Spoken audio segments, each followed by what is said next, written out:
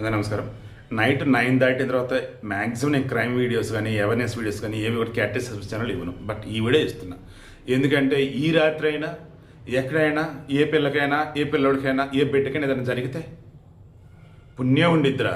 సైకలాజికల్గా ఎవరైతే ఇబ్బంది పడుతూ ఉన్నారో దయచేసి వారి దగ్గర పిల్లల్ని పెట్టొద్దురా. వాళ్ళకి ట్రీట్మెంట్ ఇప్పించండి రా. ఆసుపత్రిలో అడ్మిట్ చేయండి రా.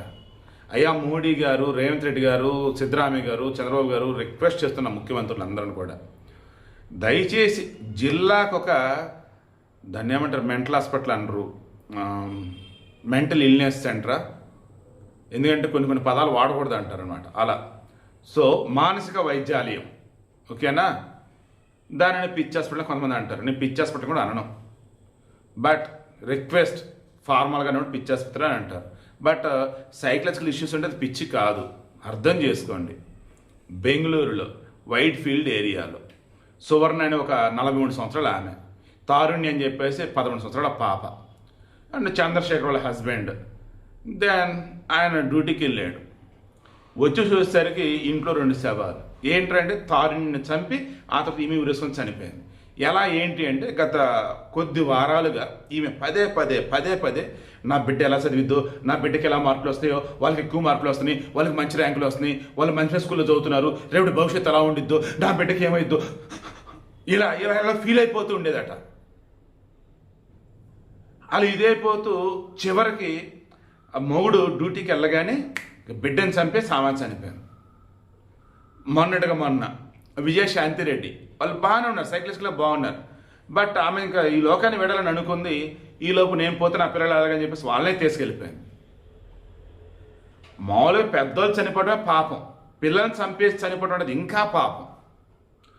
ఎదుగుతున్న క్రమంలో వాళ్ళకంటూ కొన్ని ఆశలు ఉంటాయి. ఎదుగుతున్న క్రమంలో వారికంటూ క్లారిటీ అనేది ఉంటుంది.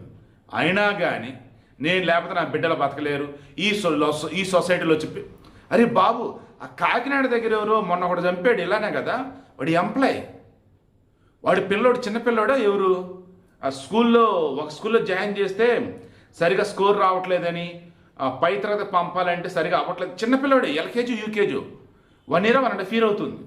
వాళ్ళు తాడేపల్లి గూడెం దగ్గర అనుకుంటా పిల్లోడిది. వాళ్ళు ఏమో కాకినాడ దగ్గర ఓయించిన ఇక్కడ జాబు. వాడు ఎందుకు చంపాడు పిల్లోడిని?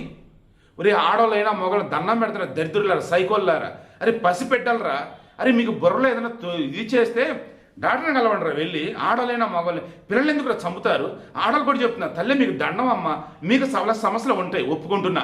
చిన్నట్టు కూడా మీరు బాధపడతారు ఒప్పుకున్నా, పెద్ద కూడా బాధపడతారు ఒప్పుకున్నా. ఇలా ఎన్నైనా సరే ఎవరైనా సరే బాధపడతారు తల్లి.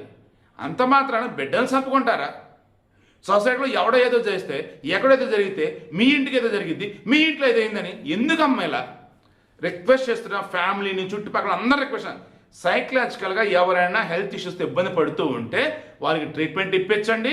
వారిని ఒంటరిగా వదలొద్దు, వారి దగ్గర పిల్లలని అస్సలు ఉంచొద్దు. It's my sincere request. నేను చెప్పింది అవునో కాదో క్రాస్ చెక్ చేసుకుని ఫాలో అవ్వండి. అండ్ ముఖ్యమంత్రులకి, మంత్రులకి, డాక్టర్లకి, ప్రభుత్వానికి అందరికీ రిక్వెస్ట్ చేస్తాను, పుణ్యం వంటిది స్వామి. మానసిక వైద్యాలయాలు జిల్లాకు ఒకటి కాదు, నియోజకవర్గానికి ఒకటి పెట్టండి. పిచ్చోళ్ళకి మళ్ళీ సైకోలకు మళ్ళీ మానసిక సమస్యలతో ఇబ్బంది పడుతూ నిత్యం నలిగిపోతున్న వాళ్ళు కుప్పలు ఉన్నారు.